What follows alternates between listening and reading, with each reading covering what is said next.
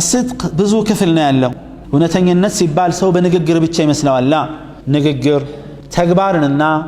ማንነትን ያካታል ابن القيم من ይላሉ فالذي جاء بالصدق هو من شأنه الصدق في قوله وعمله وحاله እውነትን ይዞ የመጣ ሰው የሚባለው ማን ነው በንግግሩ በተግባሩና በማንነቱ እውነተኛ የሆነ ሰው ነው አሉ فالصدق في هذه الثلاث እውነተኝነት በሶስት ነገር ላይ ይገለጻል فالصدق في الأقوال بنغغر ونتنيا مهون يسفلغال استواء اللسان على الأقوال كاستواء السنبلة على ساقها إلى الله ملاساتشن ونت سيناغر قد بلو አቋቋሙ ልክ የስንዴ ዛፍ ዘለላውን ስናየው ስሩ ላይ ግንዱ ላይ ሲቆም ቀጥ ብሎ እንደሚቆመው ነው በውሸት ላይ የተመሰረተ ምላስ ይኮላተፋል ድፍረት አይኖረውም ወኔም አይኖረውም ጽናትም አይኖረውም ንግግር ደግሞ ንግግራችን እውነተኛ የሚባለው አሉ የአላህን ትእዛዝ እንዲሁም የነብዩን ሰለላሁ ዐለይሂ ወሰለም ትእዛዝ በማክበር ላይ ጭንቅላታችን ሰውነታችን ላይ ያለው አይነት ቦታ ነው ይላል በጣም ወሳኝ ነው በማንነታችን እውነተኛ ሲባል በልባችን በተግባራችን በውስጣችን እውነተኛ ሆነን መኖር ነው ይሄን ሁሉ ስላሟሉ ነበር አቡበክር الصديق ምን የተባሉት الصديق የተባሉት ሰው ሁሉ ሙሽሪኮች ሁሉ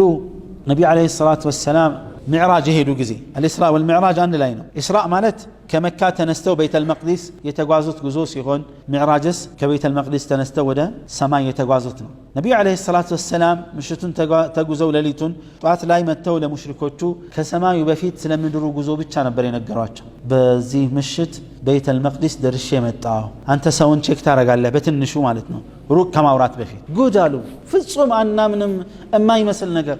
እኛ ያንድ ወር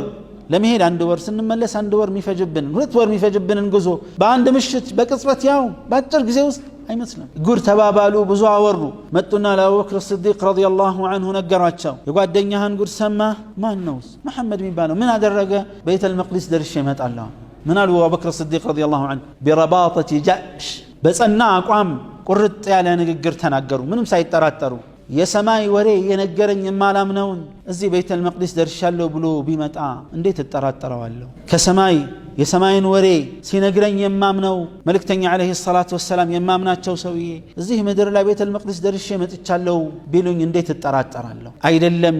የምድር ሰማይ ደርሼ መጣሁ ብለው ቢሉ እቀበላለሁ ከዛ ዕለት ጀምሮ صديق ተባሉ رضي الله عنه وارضاه فالصدق في الاقوال በንግግር ላይ እውነተኛ ሲባል أنه يجب على كل عبد أن يحفظ لسانه من يوم يا الله باريا ملاس متبك اللبت كانت النبي عليه الصلاة والسلام معاذ بن جبل مكرون بلو سيطيقاتشو مكر كستوبه على رجم مكر لاي كذا من قالوا كف عليك هذا أو كف عنك هذا ملاساتشون يازونا يهين ملاسهن كراسه قطبه ويازو ابابنا ملاساتشن سون دم يندفوه اللو انيان ياسندفنا ملاس تناغرو زميلال ጭንቅላት ይፈነከታል እጅ ይሰበራል እግር ይሰበራል አይደል አይን ይጠፋል የወነጀለው ምላስ ነው ስለዚህ ገጣሚው መልእክቱ እንዲህ የሚለው ነገር አለው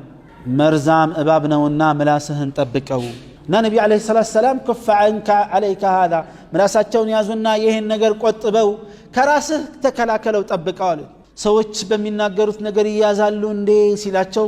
ነብዩ አለይሂ ሰላቱ ሰላም አሉ ተኪለትከ ኡሙከ ያ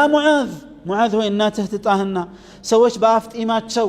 ወይም በአፍንጫቸው ጀሃነም ውስጥ እንዲወረወሩ የሚያደርገው ምላሳቸው ያጨደው እንጂ ሌላ ምን አለ አሉ ረሱል አለይሂ ሰላቱ ሰላም